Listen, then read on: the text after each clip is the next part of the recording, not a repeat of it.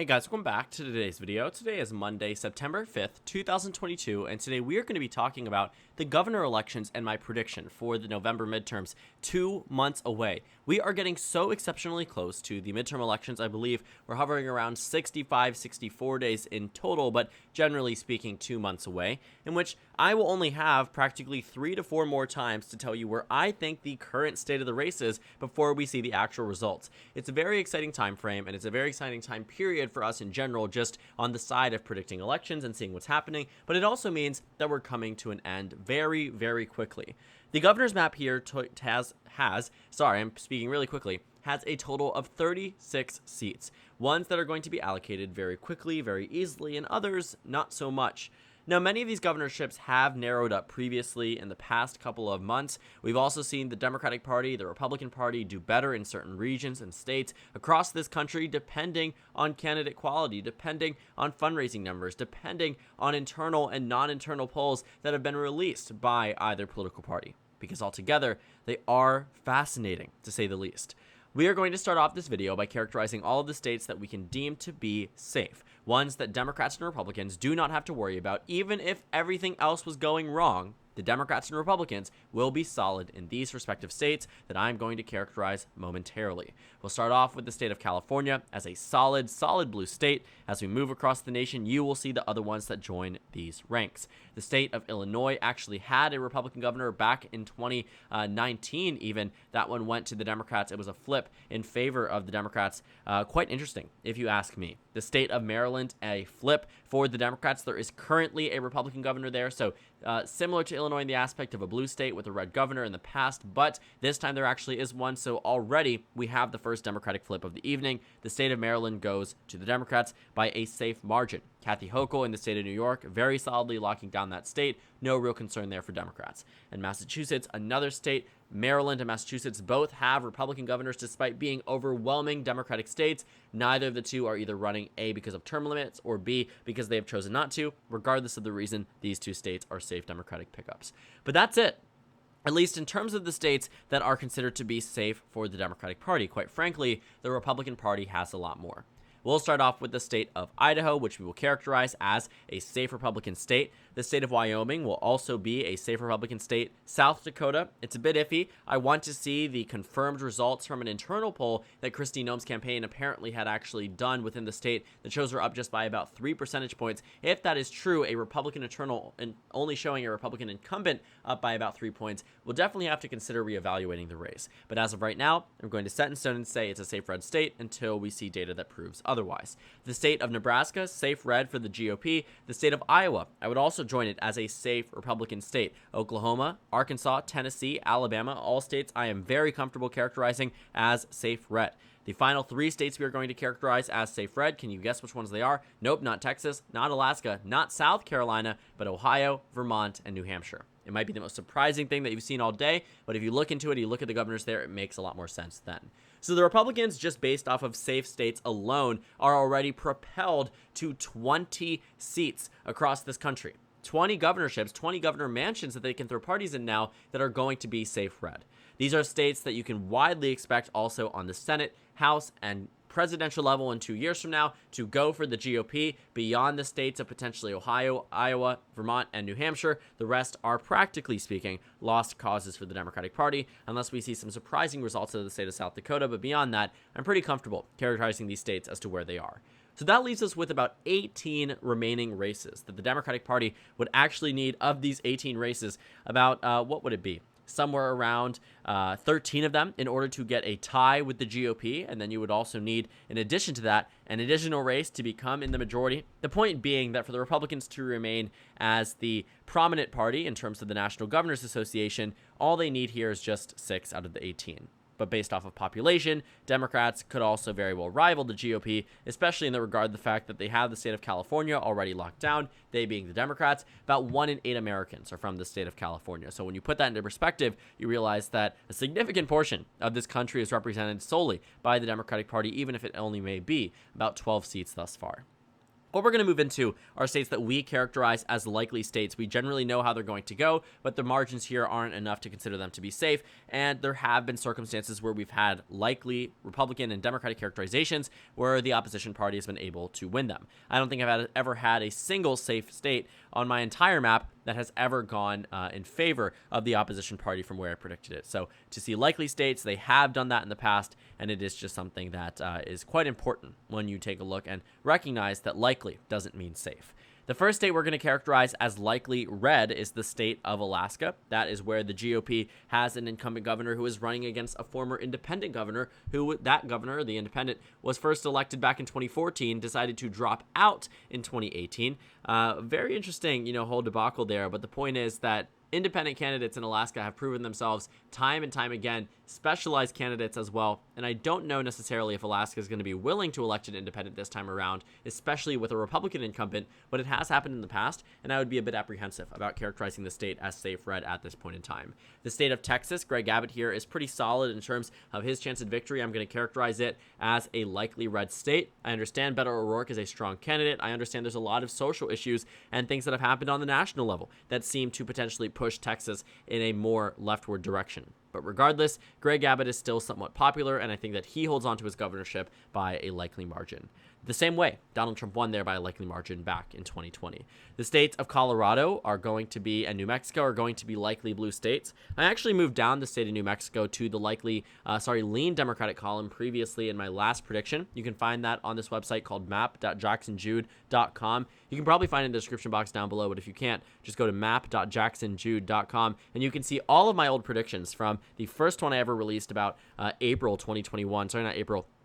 August 2021. Some of my early Senate predictions here from the 2022 midterms as well are also up. You're talking December 2020. So it gives you practically a time track of where I am in terms of my predictions, and what my most recent one is. The state of Texas, state of Alaska, they are going to be likely red states. State of Colorado and New Mexico are going to be likely blue states. You might be surprised to see New Mexico there, but I think some new data from the state has definitely shed a very positive light in favor of the Democratic Party, contrary to what some data previously had revealed. The state of Minnesota is also a likely Democratic state. I don't think you'll see too much pushback there. In fact, many forecasters and predictors in general have moved Minnesota into the likely Democratic column. Quite interesting if you ask me. The state of Michigan, right now the GOP there is truly falling apart. I want you to go ahead and research the GOP candidate for Michigan Secretary of State, the GOP candidate for Michigan Lieutenant Governor, the GOP candidate for Michigan Attorney General, and the GOP candidate for Michigan Governor, and you will understand why my characterization of a state that Biden only won by 2.8% is likely Democrat in what is expected to be a red wave year. The state of Pennsylvania, I'm making a very big characterization, one that I had not made for practically, I think, the entirety of my predictions here. The state of Pennsylvania, a state I once had in the GOP column, is now a likely Democratic state. This is just a me thing. I think that the data within the state of Pennsylvania has definitely shown that it is going to be at least not a blowout as it was back in 2018. But right now you're seeing Josh Shapiro up by about 7 points. And honestly, I trust that. I think that there will be eventually a narrowing down of the race, but if the election was held today, I wholeheartedly believe that Josh Shapiro would win by 7 points. The GOP royally screwed up in their nomination process in both the Senate and governor elections. Again, our nation is polling 7 points to the right of where it was back in 2020, and Biden only won Pennsylvania by 1.2. So the fact is, the Democrats are even winning here is a miracle, but beyond that, winning by a likely margin is a Christmas miracle. So, seeing the state of Pennsylvania in that characterization is something that I've had a very tough time coming to terms with, but it's where we are, it's the state of the race, and it's something that I think is very honest and true to where we are nationally speaking, where we are in the state of Pennsylvania. Moving over to the next two states I'm going to characterize as likely blue, Rhode Island and Connecticut. For some reason, those states really do not like their incumbent governors, no matter who it is, no matter what political party. But as of right now, I think the Democrats still hold on, just considering the partisanship of the state, and Democrats have held out in red wave years previously. So that brings the Democratic Party with the likely blue states characterized to 19. We've characterized some likely red states. Let's continue characterizing likely red states because, quite frankly, there are some more. In fact, we have the states that are all touching together in the southeastern region of the United States: South Carolina, Georgia, and Florida. Now, don't get me wrong. I don't think South Carolina and Florida are going to be as left-leaning or as close as the state of Georgia, and I obviously do not believe that the state of Georgia is going to be as right-wing as them. It's a wide range for a reason, but generally you get the sentiment, and that's the purpose of the likely characterization. Stacey Abrams within the state of Georgia was once a very strong candidate, and I very much feel that she is a strong candidate, but the year just simply isn't hers. And Brian Kemp himself is also a very strong candidate. I can almost guarantee you, should this re-election bid go successfully, which it probably will for Brian Kemp, we will find that he will be the nominee for the GOP in 2026, and he might beat Jon Ossoff in that Senate race, depending on our national environment then. So looking at the state of Georgia right now, I will say that I think Stacey Abrams individually is an okay candidate, a strong candidate at that, but I do think that this is just the wrong year, and I think Brian Kemp is playing his cards very, very right, and as of now, I don't expect Brian Kemp to lose. For Ron DeSantis has practically done everything right. Pre-COVID, post-COVID, during COVID, not necessarily in terms of what was best for the health of his citizens and the regards and words of many expert scientists, but what I will say is that the people there seem to love him. And it looks like he's on track for a very solid re-election. That might change as the months narrow up. Florida typically does, shock us in terms of how quickly it can turn into a close race. But honestly speaking, as of right now, I would bet my money on Ron DeSantis in a pretty large margin, if you ask me. Now, the state of South Carolina is moving down from what was safe to likely, the reason being that some Republican pollsters in the state have revealed data that shows the Republicans only up by a margin of about 8 points. Knowing that, I will say that I think the state isn't going to be a 15-point margin. I had that expectation in the past, but that was before the Glenn Youngkin victory, and then at that point, I sort of became apprehensive that Republicans would be able to win this state, but not by such a large margin. I think as of right now, likely being around a 12 to 13-point expected chance of victory, or not expected chance, expected margin of victory for the GOP is something that I am comfortable with. So now we've characterized all of the likely red states, all of the likely blue states, and that leaves us with 6 races, all 6 of which would have to go to the Democrats in order for them to just tie the Republicans. Republicans are already at a point where they can't lose the majority. At most, it'll be a tie, or at worst, for the GOP, it will be a tie. And what we are going to start off with is characterizing the states that we can deem to be lean Democrat. There are no lean Republican states remaining on this map here. Lean Democratic states that we know, Democrats have an advantage in. They will probably win, but it's not guaranteed, and Republicans absolutely can turn the race around. And these are the states of Oregon and Maine. Now, you might be shocked to see the state of Oregon on this map, and honestly, in the past, I at one point thought Oregon was going to vote to the left of the state of the state of California during the height of the recall measure. But one thing has become very clear. The incumbent governor in the state of Oregon is not liked, and the Democrat reminds voters way too much about her in office.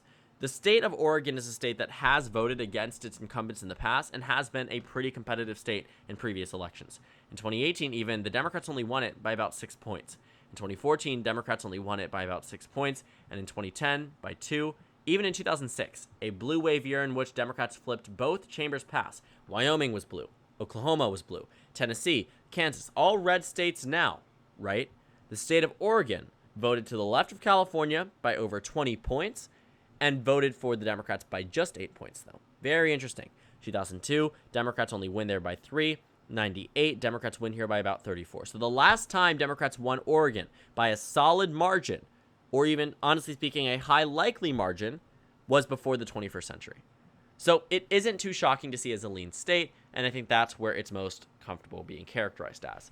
The state of Maine is a state where Paul LePage, the former Republican governor, is trying to make a comeback bid against incumbent Democratic Governor Janet Mills. I think solely on the basis of what we've seen nationally rise up as important issues, abortion, inflation, etc. I think the Democrats have it. I think they narrowly win it, but I think it'll be close. Moving on to our final characterization in terms of what we have tilt characterizations, which means that if everything was fair, we would treat them as toss-ups, but it isn't. And I think it's only right to give you an indication of which political party I believe is going to win these races. These are amongst the most competitive of the election cycle, the ones that we need to closely watch. And honestly, we've gotten a lot of mixed signals because of the fact that we saw many special elections, quite literally many special elections, shift the narrative in favor of the Democratic Party. The generic ballot has gotten better for the Democratic Party. Joe Biden has gotten more popular, and yet many of these states remain unable to shift in favor of the Democrats by the proportion that we've seen in House special elections on the national level, and largely that's because governor elections are the most immune to wave years. Not that they are immune, but the most out of all of the types of elections in a midterm. Congressional, state legislative, whatever it might be, those races, gubernatorial, those races really are separated. The congressional and state legislative races are different than the gubernatorial race because what you will find is that candidate quality and what happens individually within a state is much more important than what happens nationally, because the governor's races here are really electing the president of a state, should we put it that way, which means voters are really going to think about themselves first, think about their state first, rather than what the national implications are. So we are going to use tilt margins to characterize two states for either side of the aisle, which means that the Republicans are going to be at 27 and the Democrats are going to be at 23. The question is, which states are Democratic states and which states are Republican states? Let's do one and one. The state of Wisconsin, I'm going to characterize as tilt red. I think that Tim Michels pulls out ahead against the incumbent governor there. I think at the end of the day, we've seen a very close result back in 2018, a pretty strong result and showing for the GOP in past red wave years. In addition to that, there isn't much data indicating that Tony Evers, as the incumbent Democrat, is outperforming Mandela Barnes on the Senate level, and honestly, Mandela Barnes might lose that race as well. So for right now, the state of Wisconsin is a tilt red state. I could be convinced into making it, in fact, a lean red state. The next state we're going to characterize is a tilt Democratic state, and that is the state of Nevada. I've had a lot of internal quarrels over this state. I think that honestly, the Democratic Party has been doing pretty badly when it comes down to polling data within the state, but never by an epic proportion. And that's enough to tell me that I think we are going to see a similar polling inaccuracy that benefits the Democratic Party at the end of the day that we have seen in 2020, 2018, 2016, 2014, 2012, 2010, pretty consistent over the past decade. The state of Nevada has consistently, routinely underestimated Democratic support. So when I see a Democrat down by a point or two within the state of Nevada, especially on the governor's level, I do understand that it might be an indicator that, hey, the Democrats aren't winning here. But I also remember that in years past, it hasn't always been the most accurate indicator. In fact, in many cases, has been wrong. The next state we're going to characterize, we're just going to rip off the Band-Aid for both of them. In fact, do both. The state of Arizona is tilt blue, and the state of Kansas is tilt red. The state of Kansas is a state, and then my most recent prediction, I moved to the lean Democratic column, the tilt Democratic column from the lean Republican column. Someone raised a concern here that because the abortion referendum happened already, people would not be nearly as excited to vote in the midterms as they were in this abortion referendum, which honestly might be true. I also think that the general partisanship of a state matters a lot when it comes down to who wins on either side of the aisle. And as of right now, Kansas really hasn't shown me much in terms of its expectations for the Democratic Party. I think Laura Kelly has a very good chance. That's why it's tilt. That's why it's not lean. That's why it's not likely. That's why it's certainly not safe. It's tilt, which means it can go in either direction. And as of 3 weeks ago, it was going in a different direction. I think that if the numbers get better for Laura Kelly, you start to see some more publicly funded polling into the race, or just nonpartisan polling within the race, whatever it might be. A lot of that could be very helpful, and it could give us a better indication and understanding as to where the race is. But as of right now, I'm putting it as a tilt Republican state. The state of Arizona, I think Katie Hobbs, while underperforming Mark Kelly, very much happening, I also think that she narrowly edges out. I think Kari Lake is a strong GOP candidate, but some of her policy platform points are just so extreme that it becomes very difficult to see how she becomes electable and palatable as we get closer to November.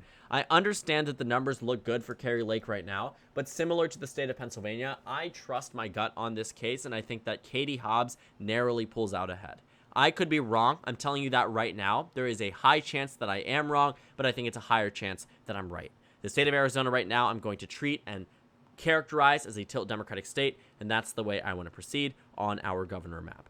The final results here, 27 for the GOP, 23 for the Democrats. Republicans expanding 1 relative to where they were in my most recent projection, but ultimately losing 1 relative to where they are nationally speaking following the most recent governor elections in Virginia and New Jersey in November of 2021. So this is the final prediction here. Democrats flipped the state of Arizona. Republicans flipped the state of Kansas. And honestly, practically everything else remains the same, except for the fact that the state of Wisconsin is now a red state. And then I think we're missing Maryland and Massachusetts, which become safe Democratic states. 27-23, Republicans in the advantage, but similar to the political forecast, most Americans will be led by Democratic governors, even if that doesn't necessarily mean that most of the states are in that way. So thank you guys so much for watching this video. Make sure to comment down suggestions below. Subscribe on the left if you haven't already, and check out the Instagram and Twitter. At the bottom left of the screen, there's also a Discord server for you to go ahead and join. On the screen, there's a video you can watch, and then a playlist for my 2022 election analysis videos. Again, thank you guys so much for watching, and I will see you all later today. Sorry, tomorrow.